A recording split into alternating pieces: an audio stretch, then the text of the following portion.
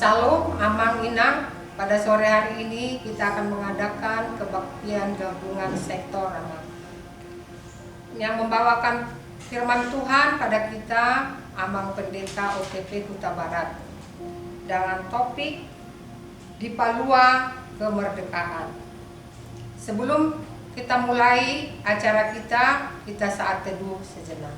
Saat teduh dimulai.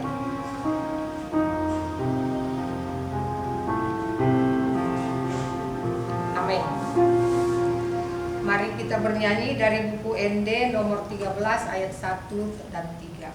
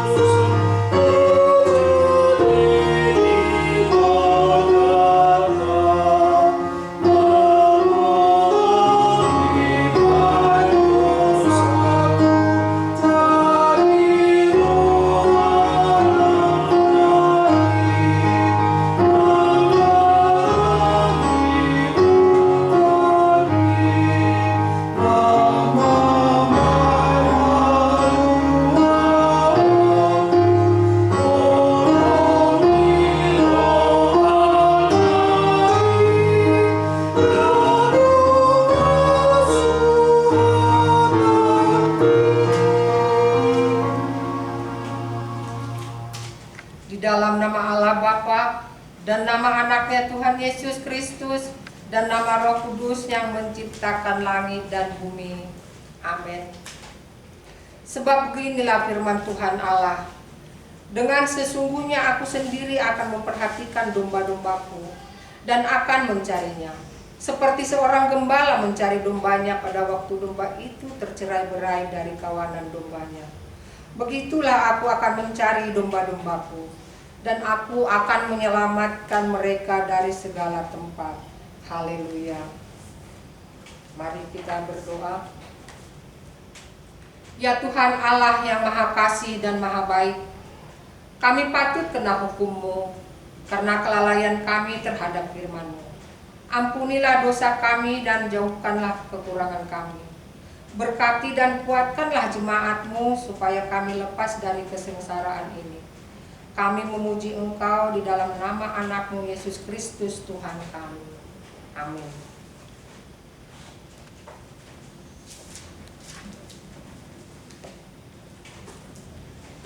Firman Tuhan bagi kita pada sore hari ini diambil dari 5 Musa 5 ayat 12 sampai 18 yang demikian bunyinya.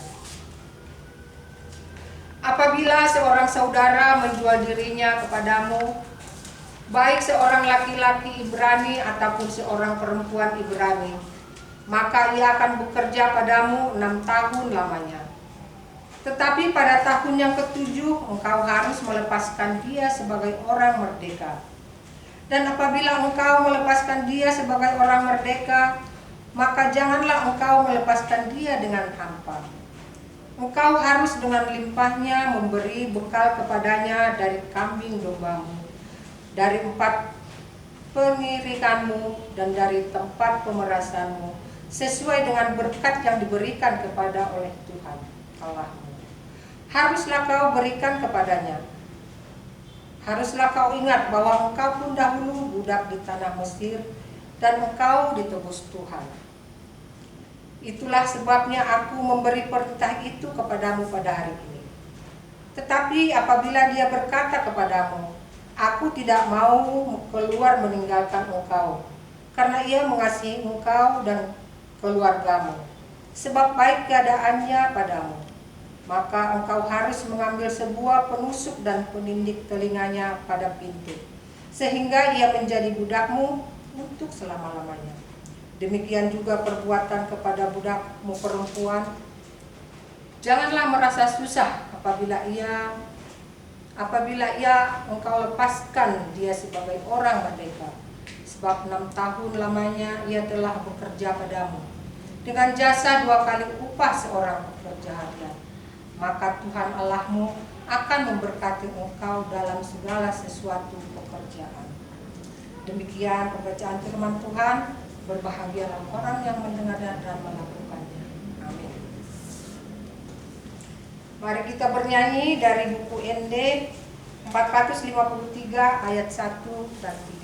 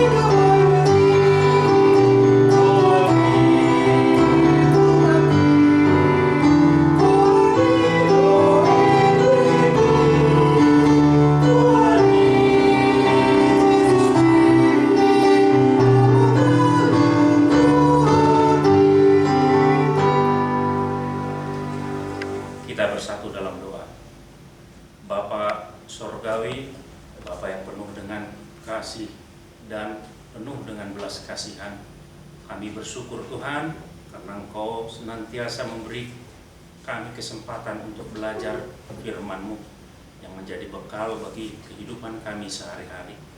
Biar Roh Kudus-Mu yang datang dan menerangi hati pikiran kami, sehingga firman-Mu dapat kami mengerti, dan Roh Kudus-Mu juga yang menguatkan kami untuk melakukan firman-Mu dalam kehidupan kami.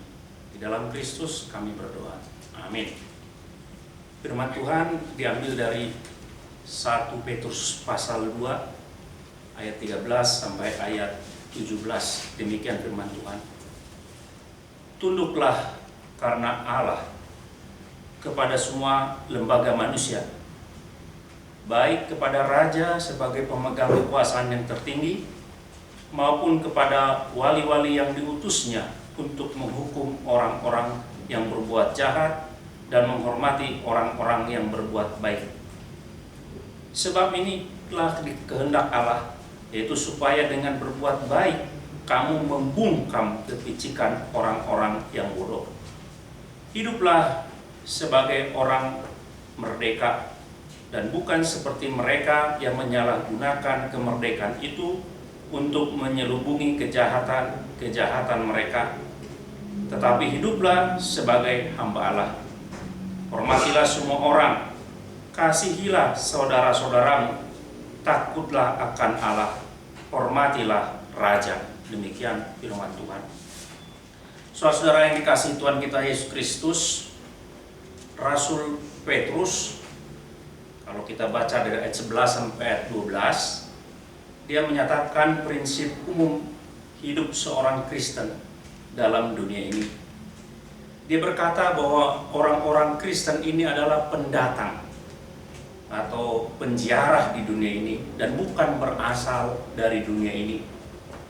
Orang-orang Kristen sedang berjalan menuju negerinya, yaitu menuju tempat yang kekal, yaitu surga.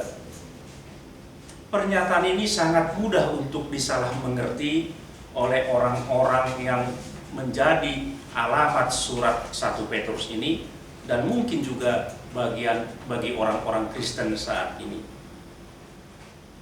Karena kita orang-orang yang percaya bukan dari dunia ini, maka mungkin kita akan berpikir bahwa kita tidak perlu mengurusi hal-hal yang berhubungan dengan pemerintah di mana kita berada atau hidup, atau bahkan di bawah pemerintah yang tidak seiman dengan kita.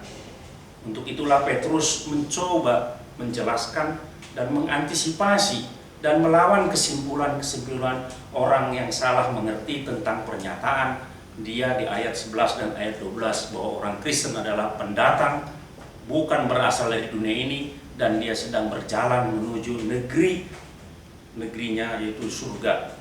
Orang Kristen adalah warga negara surga, bukan warga negara dunia ini, kata Rasul Petrus. Prinsip itu dia katakan di ayat 13 sampai 17. Kalau disimpulkan demikian, orang Kristen harus hidup sebagai warga negara yang baik dengan tunduk kepada pemerintahan manusia. Saudara, kata tunduk dalam ayat 13 adalah kata yang sering kita hindari saat ini. Banyak orang tidak mau tunduk, tetapi kata tunduk inilah yang dipakai berkali-kali, mulai dari ayat 13 sampai ayat atau pasal ketiga. Kata tunduk ini mendominasi penjelasan Rasul Petrus tentang bagaimana orang Kristen seharusnya hidup. Kata tunduk yang digunakan adalah dalam bahasa aslinya atau bahasa Yunani adalah hupotasso.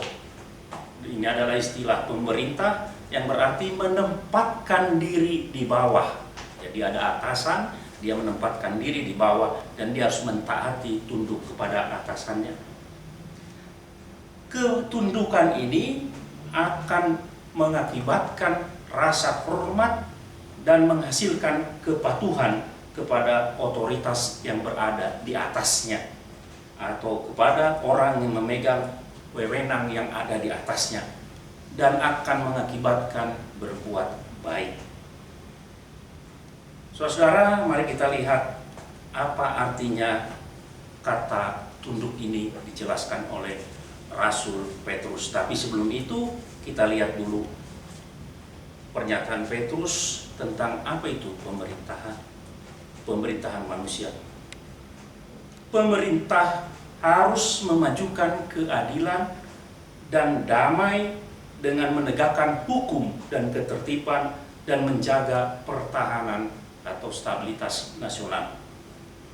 Petrus menulis bahwa raja-raja dan wakil-wakil atau gubernur-gubernur di daerah itu bertugas untuk menghukum orang-orang yang berbuat jahat dan menghormati orang-orang yang berbuat baik. Itu kata Petrus. Bahkan Rasul Paulus pernah berbicara tentang pemerintah yang membawa pedang sebagai pembalas, yang membawa murka Allah atas orang-orang yang melakukan kejahatan. Ini menunjukkan bahwa ada kekuatan atau wewenang di tangan pemerintah yang menggunakan hukum untuk mewujudkan keadilan bagi semua rakyat. Jadi Rasul Petrus di sini atau teks-teks Alkitab lainnya kalau kita baca menunjukkan bahwa pemerintah itu ditahbiskan atau ditetapkan oleh Allah untuk mengusahakan keadilan bagi semua rakyatnya. Walaupun Petrus tidak menjelaskan di sini atau menyinggung secara khusus apa hasil dari penegakan keadilan itu, tetapi keadilan itu jika ditegakkan akan menghasilkan damai dan ketertiban dalam masyarakat. Itulah fungsi dan tujuan dari pemerintah yang ditetapkan oleh Tuhan. Dan kita diminta untuk tunduk kepada pemerintah. Apa arti tunduk? Yang pertama, tunduk itu berarti patuh, hormat, dan berbuat baik. Arti dasar dari kata tunduk adalah taat. Orang Kristen harus taat mematuhi hukum pemerintah, kecuali hukum tersebut memaksa mereka untuk tidak mentaati Tuhan. Raja yang memerintah kita atau pemerintah yang berwenang patut mendapatkan ketundukan atau ketaatan dari orang-orang Kristen dalam hal-hal yang telah ditetapkan oleh pemerintah. Saudara, ini berakibat bahwa setiap orang Kristen harus mentaati undang-undang. Ini berakibat bahwa seorang Kristen juga sebagai warga negara, bahkan sampai kepada undang-undang lalu lintas harus mentaatinya. Karena itu dibuat untuk ketertiban dan keadilan. Yang kedua, saudara-saudara, Petrus berkata bahwa kita harus menghormati semua orang, mengasihi saudara-saudara, takut akan Allah, dan hormat kepada raja. Persoalannya, bagaimana jika raja itu tidak sesuai dengan harapan kita? Bagaimana jika raja itu adalah orang-orang yang tiran atau orang-orang yang bersewenang seenaknya saja tanpa dibatasi oleh undang-undang? Saudara, Yesus sendiri pernah berkata bahwa Herodes itu adalah seorang serigala. Artinya dia mengkritik Herodes pribadinya, tetapi wewenang jabatannya dia tetap menghormatinya. Demikian juga kita dalam menghadapi orang-orang, para pemimpin-pemimpin yang bermegang kekuasaan, yang mungkin dia korup atau tidak bermoral, tetapi kita harus tetap menghormati jabatannya yang dia pakai, yang dia pegang. Oleh karena itu, saudara-saudara, pada saat belakangan ini banyak orang yang tidak begitu menghormati pemimpinnya. Satir-satir politik atau sindiran-sindiran atau karikatur-karikatur, bahkan kadang-kadang membuat para pemimpin itu serendah-rendahnya. Sebaiknya orang Kristen tidak melakukan itu. Yang ketiga, tunduk itu berarti berbuat baik. Petrus berkata, sebab inilah kehendak Allah, yaitu supaya dengan berbuat baik kamu membungkam kepicikan orang yang bodoh. Maksudnya bukan kepicikan raja-raja yang bodoh. Maksudnya bukan kepicikan orang-orang pejabat-pejabat yang bodoh, tetapi kepicikan orang-orang bodoh ini adalah orang-orang yang memfitnah bahwa orang-orang Kristen adalah pelaku-pelaku kejahatan. Dan berbuat baik terhadap semua orang, mengasihi saudara, menghormati para raja atau pemerintah, ini akan membungkam mulut dari para pefitnah, orang-orang yang menfitnah orang Kristen, atau dalam kata aslinya dikatakan memberangus mulut mereka seperti seekor anjing yang menggonggong mulutnya diberangus. Rasul Paulus menulis kepada Titus, dia berkata demikian, ingatlah mereka supaya mereka tunduk pada pemerintah dan orang-orang yang berkuasa taat dan siap untuk melakukan setiap pekerjaan yang baik. Janganlah mereka memfitnah, janganlah mereka bertengkar. Hendaklah mereka selalu ramah dan bersikap lemah lembut terhadap semua orang. Ketika orang Kristen hidup dengan saling mengasihi, ketika orang Kristen hidup menghormati otoritas di atasnya, ketika orang Kristen hidup menghormati orang-orang yang tidak seiman dengan dia, maka ini akan menarik orang banyak, dan orang banyak akan diberangus dan berhenti untuk membuat mereka memfitnah orang-orang yang percaya. Sekarang saudara-saudara, sekarang apa alasan kita tunduk kepada pemerintahan manusia? Di ayat 13 dikatakan demikian, tunduklah karena Allah. Jadi alasannya adalah karena Allah. Ini setidak-tidaknya ada dua gagasan yang melekat dalam frasa karena Allah ini. Yang pertama, karena Allah menetapkan pemerintah dengan tunduk kepada pemerintah, maka kita berarti tunduk kepada Allah. Jadi pemerintah itu ditetapkan oleh Allah, maka kalau kita tunduk kepada pemerintah, maka kita adalah tunduk juga kepada Allah. Dia bahkan menyatakan bahwa para penguasa adalah pelayan-pelayan Tuhan. Daniel berkata bahwa raja-raja yang tidak mengenal Allah sekalipun dapat digunakan Allah untuk mewujudkan apa yang dia inginkan. Ingat baik-baik saudara-saudara, tunduklah kepada pemerintah karena Allah. Saudara, yang kedua, ketundukan kita kepada pemerintah karena Allah, karena kita diidentifikasikan dengan Allah, maka ketundukan kita menjadi kesaksian kepada dunia ini. Jadi tunduk kita kepada pemerintah itu adalah kesaksian kepada dunia ini, karena kita mengemban identifikasi bahwa kita adalah orang-orang yang telah dimenangkan oleh Allah di dalam Kristus. Maka setiap ketundukan kita ke dalam Tuhan, dalam ketundukan pada pemerintah, berarti ketundukan kita ke dalam Tuhan, dan itu sekalian menjadi kesaksian bagi orang-orang yang belum percaya. Nah, persoalannya sekarang yang terakhir adalah sampai mana batasan kita tunduk kepada pemerintah. Petrus membedakan antara Tuhan dan raja. Dia berkata, takutlah pada Tuhan, hormatilah raja. Jadi takutnya kepada Tuhan, tapi hormat kepada raja. Dia tidak berkata, takutlah kepada Tuhan, takutlah kepada raja. Tidak, tetapi hormatlah kepada raja. Kaisar, raja, pemerintah pantas mendapat kehormatan yang pantas bagi mereka, tetapi ia tidak sejajar dengan Tuhan.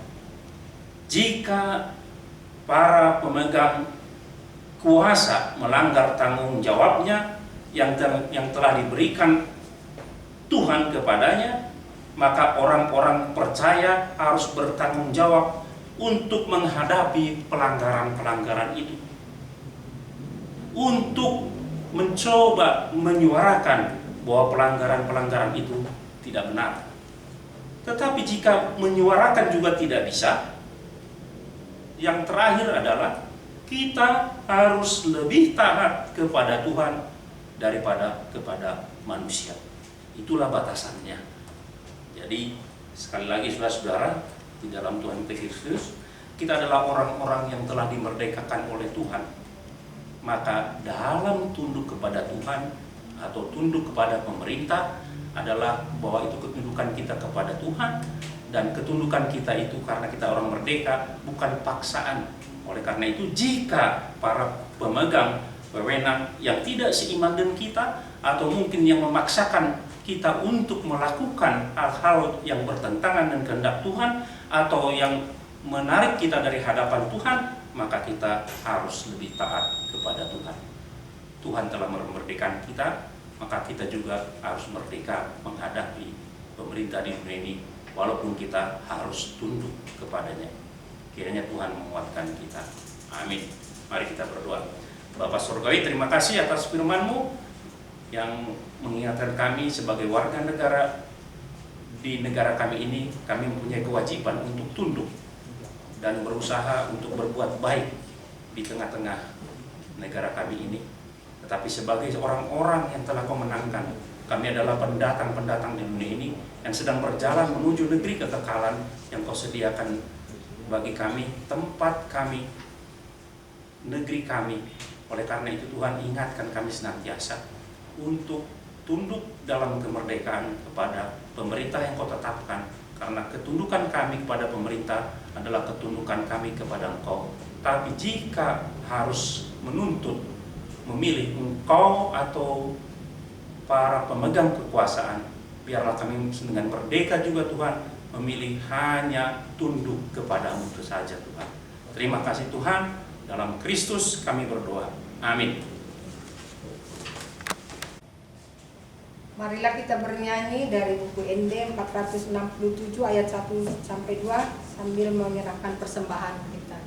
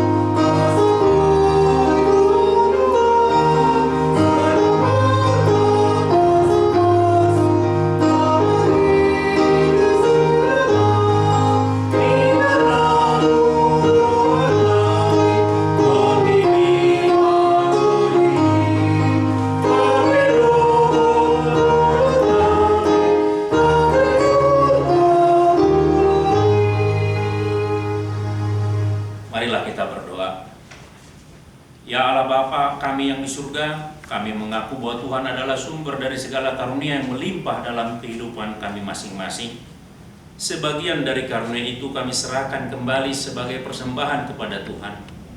Terimalah dan berkatilah persembahan umat-Mu ini, agar dapat kami pergunakan untuk pekerjaan dan pelayanan kerajaan Tuhan di dunia ini. Bukalah hati kami untuk mengenal betapa banyak berkat dan karunia yang kami peroleh dari Tuhan, supaya kami senantiasa bersyukur kepadamu, di dalam nama Yesus Kristus Tuhan kami. Amin. Marilah kita berdoa dengan doa Bapa kami. Bapa kami yang di surga, dikuduskanlah nama-Mu, datanglah kerajaan-Mu, jadilah kehendak-Mu di bumi seperti di surga. Berilah kami pada hari ini makanan kami yang secukupnya, dan ampunilah kami akan kesalahan kami, seperti kami juga telah mengampuni orang yang bersalah kepada kami. Dan janganlah membawa kami dalam pencobaan, tapi lepaskanlah kami daripada yang jahat. Engkau yang punya kerajaan dan kuasa dan kemuliaan selama-lamanya. Amin. Kasih karunia Tuhan Yesus Kristus dan kasih Allah Bapa dan persekutuan Roh Kudus menyertai kamu sekalian sekarang dan sampai selama-lamanya.